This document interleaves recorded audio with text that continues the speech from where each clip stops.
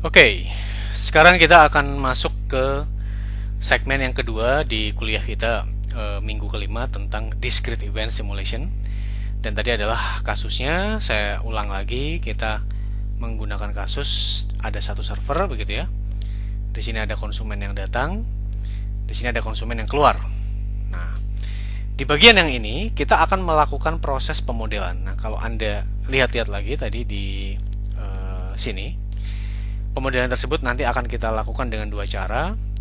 Yang pertama adalah bagaimana kalau kita menggunakan pendekatan secara matematis ya. Kalau saya pribadi sebetulnya sangat prefer menggunakan ini, cuma kalau untuk S1 yang tidak mendapatkan dasar dari pemodelan secara dinamis ya. Kalau kita kan di teknik industri lebih ke pemodelan secara statik menggunakan operation research, itu agak sulit menurut saya. Sehingga kita akan fokus ke sini. Nah, tapi supaya Anda mendapatkan ide ya kira-kira kalau dimodelkan secara matematis itu seperti apa, nanti kita akan bahas ya. Kemudian kalau kita lihat bagaimana kemudian kalau kita lihat ya event yang ada di dalam sistem yang kita kaji ini tadi kan sudah kita rumuskan. Yang pertama begitu ya, yaitu adalah dia datang atau arrive begitu. Yang berikutnya adalah dia mulai dilayani, karena tadi kita sudah bahas dan ilustrasikan bersama-sama bahwa dia datang itu tidak serta-merta begitu ya, dia pasti dilayani, tidak kan. Nah, kemudian yang terakhir begitu, tadi kita sudah bahas bahwa event yang ketiga dia adalah kalau di sini dia selesai ya. Dan di sini saya lupa begitu menyebutkan satu hal lagi. Di sini kalau datang itu kan sudah ada parameter ya. Tadi dari yang eksponensial 3 itu berarti kan adalah waktu antar kedatangan atau WAK. Kemudian kalau yang pelayanan kita punya parameter yang lain. Ini kita sebut sebagai service time ya. Ini kita sebut sebagai service time, waktu pelayanannya. Di sini adalah eksponensial 2,4, itulah tidak lain waktu pelayanannya. Nah, sebelum kita membahas apakah ini akan dimodelkan secara matematik atau tidak, saya akan masuk ke gambar ini, dan ini merupakan gambar yang sangat penting, gitu ya.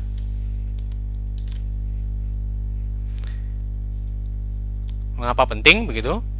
Karena beberapa dasar begitu dari kuliah discrete event ini akan masuk ke sini. Jadi ada baiknya Anda perhatikan baik-baik. Seperti yang saya bilang, ini merupakan hal yang sangat penting, bahkan kalau menurut saya adalah fundamental dari kuliah kita kali ini. Jadi harap perhatikan baik-baik ya. Nah, di sini kita tetap sama. Ini adalah antrian satu server tadi. Nah, kemudian kalau Anda perhatikan di sini tentu saja ini adalah T begitu ya, adalah waktu yang dipanahnya tersebut. Di sini saya punya 3 buah event atau 3 buah kejadian yang persis sama yang saya tulis di sini tadi, yaitu adalah datang, kapan mulai dilayani, dan yang terakhir adalah menyelesaikan pelayanan tersebut. Nah, kedatangan tersebut saya indikasikan dengan warna hitam, itu kedatangan. Kemudian mulai dilayani saya indikasikan dengan warna hijau, dan selesai dilayani saya indikasikan dengan warna merah ya. Oke. Sekarang kita berada pada inisial atau tahap awal dari simulasi kita. Berarti kita berada pada T1 atau K1 ya, karena kita discrete. Pada K1 ada pelanggan yang pertama. Jadi supaya mudah Anda bisa mengasosiasikan bahwa K atau dari counter time-nya tersebut tidak lain sama dengan indeks dari pelanggannya. Ini ada pelanggan pertama, dia datang begitu ya, maka berwarna hitam. Kemudian karena tidak ada pelanggan lain yang sedang berada di ATM, ingat bahwa ATM-nya tersebut hanya ada satu dan juga kapasitasnya satu. Karena bisa saja kan bahwa ATM-nya satu tapi kapasitasnya lebih gitu. Ini tidak. Dia jumlahnya satu dan kapasitasnya juga satu. Dia kemudian datang, maka pada saat itu juga dia mulai dilayani. Maka saya gambarkan dia dengan hitam dan juga hijau. Itu pada K1 saya rasa di sini sangat jelas. Kemudian pada K2 di sini pada saat dia belum selesai, ya, ternyata ada pelanggan kedua yang sudah datang. Nah, di sini kan ini kan belum selesai. Dari mana saya tahu belum selesai? Kalau dia sudah selesai harusnya kan ada bulatan yang berwarna merah, tapi kan tidak ada kan. Nah, belum ada bulatan yang berwarna merah, artinya masih pelayanan yang K1 tersebut. Ternyata ada yang datang, yaitu pelanggan kedua. Datang pada waktu di sini. Saya tidak berbicara waktunya kapan. Anda bisa ilustrasikan sendiri ya. Misalnya ini jam 7, ini jam 7.10, berarti ini jam 7.12, katakanlah, itu betul, ya. Nah, di sini dia datang. Apakah dia bisa langsung hijau seperti pada saat customer 1 itu? Jawabannya tentu saja tidak. Karena masih ada customer 1 yang dilayani. Customer 1 baru selesai di sini. Ya. Artinya, merah ini mengindikasikan kejadian di mana customer 1 sudah beres, begitu ya. Dan pada saat itu juga di situ Anda lihat itulah yang disebut sebagai customer 2 mulai dilayani. Jadi ini customer 1 finish the service time. Jadi ini adalah finish the service time masih untuk K1. Kemudian yang di sini customer 2 start the service time. Ini K-nya 2 tapi beda event. Ya. Ini K2 tapi eventnya adalah waktu mulai pelayanan. Ini juga K2 tapi eventnya adalah waktu kedatangan. Nah, itulah ilustrasi dari eventnya. Di sini tentu saja Anda lihat ya, dan kemudian kalau kita lihat lagi, ini merah ini apa? Ini merah ini apa? Di sini customer 2 sudah selesai dilayani. Ini saya mengasumsikan hanya ada 2 pelanggan untuk mempermudah ilustrasi kita. Tentu saja dalam kenyataan bisa lebih dari ini, ya. Nah, kalau kita lihat lagi, bagaimana kemudian misalnya kita hendak mengukur performansi dari sistem. Tadi kalau kita sudah rumuskan, salah satu status dari sistem itu kan bisa kita ukur, misalnya menggunakan tadi contohnya adalah berapa banyak orang yang sedang ada di dalam sistemnya tersebut, gitu ya, atau jumlah pelanggan yang sedang ada dalam sistem. Nah, bisa juga katakanlah saya ingin mengukur rata-rata orang tuh kalau ngantri berapa lama sih sebetulnya. Bagaimana cara saya mendefinisikan waktu mengantri? Maka di sini kan tidak lain, ini adalah kondisi di mana dia mengantri. Dia datang, ini adalah hitam, hijaunya baru di sini. Inilah mengantri. Untuk customer 2. Sementara customer 1 tidak pernah mengalami antrian. Customer 1 langsung dilayani. Customer 2 mengantri. Sehingga tidak lain, di sini kalau yang saya definisikan sebagai antri, dia adalah kapan dia mulai dilayani dan kapan dia datang. Artinya apa? Kalau pada saat datang dia mulai dilayani, maka antrinya sama dengan 0. Nah, di sini tidak. Kalau dalam kasus customer 2. Bagaimana kemudian yang disebut sebagai service time? Service time ya berarti adalah kalau untuk customer 1 mulai dari sini dan selesai di sini. Kalau untuk customer 2 ya mulai dari yang hitam ini selesai di yang merah. Itu adalah service time. Dan juga kalau untuk customer 1 secara implisit ini juga merupakan total time-nya. Sedangkan kalau untuk customer 2 total time-nya berarti dia adalah waiting time-nya ditambah dengan service time-nya tadi. Oh, salah saya. Service time-nya bukan ini ya kalau untuk customer 2. Customer 2 mohon maaf. Service time-nya berarti dari sini kalau customer 2 sampai ke sini. Jadi yang disebut sebagai total time untuk customer 2 berapa lama dia mengantri ditambah dengan berapa lama dia dilayani dalam servernya tersebut. Tadi kita sudah mendefinisikan ya bahwa ini saya sampaikan tadi kita sudah berada pada grafik yang sangat penting begitu dalam kasus kita untuk discrete event system ini, ya. Nah, sekarang bagaimana cara kita memodelkan secara matematik? Ingat tadi supaya mempermudah di sini kalau kita lihat ya yang sebentar. Ya. Sekarang kalau kita lihat tadi untuk mempermudah Anda bisa menganggap bahwa customer tersebut identik dengan K, ya. Maka K tersebut pasti berevolusi dari K sama dengan 1 atau K sama dengan 0. Tapi kalau sama dengan 0 biasanya tidak lazim ya, karena 0 itu adalah initial time. Artinya adalah kondisi. Artinya kalau Anda bilang bahwa tidak ada pelanggan pada saat dimulai simulasi itu berarti pada saat K0 ya, dimulai simulasi tersebut. Nah, di sini K-nya akan berevolusi dari K1 sampai dengan K tak hingga. Ini kalau kita lihat, K adalah elemen dari ruang bilangan yang sifatnya diskrit ya. Z itu adalah diskrit, dan karena dia K tidak mungkin negatif, maka di sini kita bilang ruangnya tersebut adalah Z plus ya. Di sini dia adalah evolusi untuk waktunya tersebut. Nah, sekarang pada setiap K-nya tersebut ada, ini adalah C sebetulnya ya. Ini menggunakan kaligrafik gitu di latex sehingga agak tidak terlalu jelas, mohon maaf. Tapi ini sebetulnya adalah C yang mengindikasikan customer ya. Customer pada setiap K-nya tersebut ya, katakanlah ini pelanggan yang datang begitu ya. Siapa saja ya, ini katakanlah pelanggan 1, pelanggan 2, pelanggan 3 dan seterusnya. Atau kalau Anda mau nyebutin bahwa ini namanya Asep gitu ya, ini Ujang, kemudian ini Agus, ini Budi dan lain sebagainya, itu juga boleh. Tapi yang jelas dalam hal ini K tersebut mengindikasikan pelanggannya itu siapa saja ya, dimana indeksnya adalah 1, 2 sampai tak hingga ya. Dan otomatis kalau ini Anda bilang ini adalah sistem yang infinite ya, berarti N besarnya adalah tak hingga. Nah, sekarang bagaimana kita bisa memodelkan 3 event yang ada dalam sistem ini? Nah, sebelumnya Anda harus bisa mengidentifikasikan terlebih dahulu gitu ya. Kira-kira notasi dari setiap event tersebut apa? Tadi kan kita punya 3 event ya. Yang pertama adalah datang, kemudian mulai, yang berikutnya adalah dia selesai. Nah, di sini kalau untuk datang dan finish saya identifikasikan dia nilainya adalah Z begitu ya. Kemudian kalau untuk yang finish nilainya adalah X. Anda mau pakai notasi yang lain ya tentu saja boleh-boleh saja. Tidak ada larangan dalam hal ini. Nah, di sini apa maksudnya mu A? Mu A itu adalah measure begitu ya. Misalnya saya mengukur measure arrival dari C1 pada saat K. Misalnya CK-nya ini ya. Nah, C1 tentu saja 1. Oh, artinya yang saya mengambil ukuran kedatangannya pelanggan ke 1. Misalnya ini adalah C-nya begitu ya.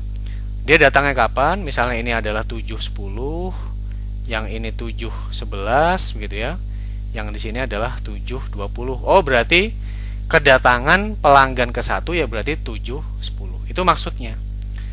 Begitu pula di sini kalau saya mengukur measure begitu ya dari service time yang saya lambangkan dengan saya lambangkan dengan mu S. Saya ambil gitu, misalnya dia service time-nya ternyata tadi kan tiap 2,4 menit ya. Misalnya katakanlah ini 2,7 menit. Dia katakanlah 3,1 gitu ya. Yang di sini misalnya 4,5. Jadi kalau saya mengambil di sini mu S, kemudian ini adalah C 2K, berarti tentu saja nilainya adalah 3,1. Karena artinya saya mengambil gitu ya. Saya mengambil waktu pelayanan untuk pelanggan yang kedua. Yang mana dalam hal ini waktu pelayanan untuk pelanggan yang kedua tersebut tidak lain nilainya adalah 3,1 menit. Berdasarkan 3 variabel yang ada, sekarang model untuk single server ATM tersebut dapat kita representasikan. Sebetulnya ini menggunakan logika yang tidak terlalu sulit begitu ya. Di sini kalau kita lihat, di sini kan kita punya 3 event ya. Event yang pertama adalah kedatangan ini. Mu A, UK tadi yang kita bahas di slide sebelumnya. Event yang kedua adalah kapan dia dimulai. Jadi kalau Anda lihat dari start the service ZK. Event yang ketiga adalah XK ya, dimana supaya gampang Anda bisa menganggap bahwa K-nya tersebut identik begitu dengan pelanggan ya. Berarti kalau K1 pelanggan 1, K2 pelanggan 2 dan seterusnya. Kemudian kalau kita lihat bagaimana cara membacanya, maka di sini dia akan dimulai akan sama dengan waktu kedatangannya dibandingkan dengan waktu selesai dari customer sebelum dia. Kalau ternyata dalam kondisi seperti ini berarti mu A itu mu A UK ya, itu lebih besar daripada XK min 1, ya berarti kita pilih yang ini, otherwise kita pilih yang atas ya. Nah, sehingga dalam kasus ini gitu ya, dalam kasus ini artinya Anda melihat persis seperti tadi yang sudah kita gambarkan begitu ya. Jadi tergantung mana yang selesai duluan. Nah, kemudian kalau sudah seperti itu, selanjutnya mudah menghitung waktu selesainya. Waktu selesainya itu kan tidak lain adalah kapan dia dimulai ditambah service time dari UK-nya itu. Nah, UK-nya itu diambil dari SK ya. Artinya apa? Contoh kalau kita punya sistem yang dia itu adalah first come first serve gitu ya. Berarti kan dia yang dilayani pertama kali ya pelanggan 1, pelanggan 2, pelanggan 3 dan seterusnya sampai dengan pelanggan ke N. Tapi kalau sistemnya tidak first come first serve ya tergantung kebijakan Anda. Misalnya dalam hal ini Anda mau melayani yang mana duluan ya boleh-boleh saja, tidak ada larangan gitu dalam hal ini. Nah, di sini apa? Kemudian yang terakhir, ini term yang di sini mengindikasikan bahwa set dari customer-nya itu pun mungkin untuk berubah terus-menerus. Sehingga set customer pada saat K itu merupakan set customer pada saat K-1 ya, yang sudah Anda ambil UK-nya tersebut. Artinya kalau sekarang di awal ya ada 1, 2, 3, 4, 5. Kemudian Anda ambil 1, maka kan tinggal 2, 3, 4 dan seterusnya. Nah, itu kemudian yang sisanya yang masih bisa kita alokasikan untuk ATM-nya tersebut. Sedangkan di sini UK-nya tersebut adalah mengindikasikan customer yang mungkin datang, customer baru yang mungkin datang pada K-nya tersebut. Nah, di sini kita sudah bisa memodelkan dengan pendekatan dinamis. Nah, tentu saja dengan pendekatan seperti ini, seperti yang saya sampaikan, karena ini pendekatan analitik begitu ya, Anda bisa mencari sebetulnya berapa atau bagaimana urutan dari UK yang akan meminimumkan cost function-nya. Tentu cost function-nya sendiri harus kita definisikan. Misalnya cost function-nya kita berbicara masalah waiting time dan juga operation time. Itu bisa. Ya, bisa kita modelkan dengan apa? Dengan seperti ini, dan ada beberapa teknik dari mulai branch and bound, model predictive control dan lain sebagainya. Nah, itu kalau kita menggunakan pendekatan secara matematik begitu ya. Dan berdasarnya selalu ada di sini, maka slide 12 ini harus Anda camkan baik-baik begitu ya. Di sini kita bisa juga menggunakan dalam tanda petik begitu ya, memodelkan dengan flowchart begitu ya. Ini tidak betul-betul disebut sebagai proses modeling begitu ya. Tapi ini merupakan satu hal yang bagus. Oh, ini ada kesalahan ya ternyata. Ini nggak apa-apa supaya Anda betul-betul nyatet begitu ya. Nah, di sini kalau kita lihat begitu ya. Kalau kita lihat di sini ada beberapa hal yang bisa kita identifikasi ya. Yang pertama adalah kita mulai dari K1. Kemudian tentu saja kita punya dua stream bilangan acak. Stream yang pertama adalah untuk waktu antar kedatangan sebetulnya ya. Tapi di sini saya tulis waktu kedatangan supaya gampang dan supaya flowchart tersebut ringkas. Jadi ingat, ini sebetulnya adalah waktu antar kedatangan. Yang berikutnya adalah stream bilangan acak untuk yang berikutnya yang disebut sebagai service time ya. Jadi kita punya U1, U2. Nah, kalau Anda sudah membangkitkan bilangan acaknya tersebut, jadi ini kita bangkitkan untuk setiap K ya. Ya, sebetulnya Anda bisa bangkitkan keseluruhan langsung untuk seluruh K-nya. Tapi kan kita di sini flowchart-nya membacanya mengevaluasi untuk setiap K tersebut. Kemudian di sini Anda lakukan pembangkitan random variat ya. Berarti yang X1K ini tidak lain adalah arrival time. Sebetulnya saya ulang lagi adalah inter arrival time, ini supaya mudah saja. Berikutnya yang di sini X2K berarti adalah service time. Ini adalah fungsi dari setiap bilangan acaknya. Fungsinya tepatnya bagaimana ya tergantung dari data yang Anda dapatkan. Kalau eksponensial tentu punya rumus sendiri. Kalau normal punya rumus sendiri dan seterusnya. Begitu pula kalau katakanlah triangular uniform juga punya formula masing-masing dalam membangkitkan variat acak yang sesuai dengan konsep inverse transformation yang sudah kita pelajari itu. Kita jalankan, kita mengidentifikasi 4 variabel begitu ya. Dan ini masih sangat terkait dengan event yang sudah kita definisikan di halaman 12 itu. WD adalah waktu kedatangannya. Ingat ya, ini waktu kedatangan, bukan waktu antar kedatangan. WM adalah waktu kapan dia dimulai. WP ini adalah service time.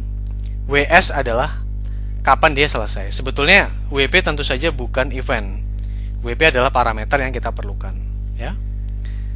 Di sini kemudian kita bisa lihat bahwa kita lihat waktu kedatangan itu sama dengan X1K.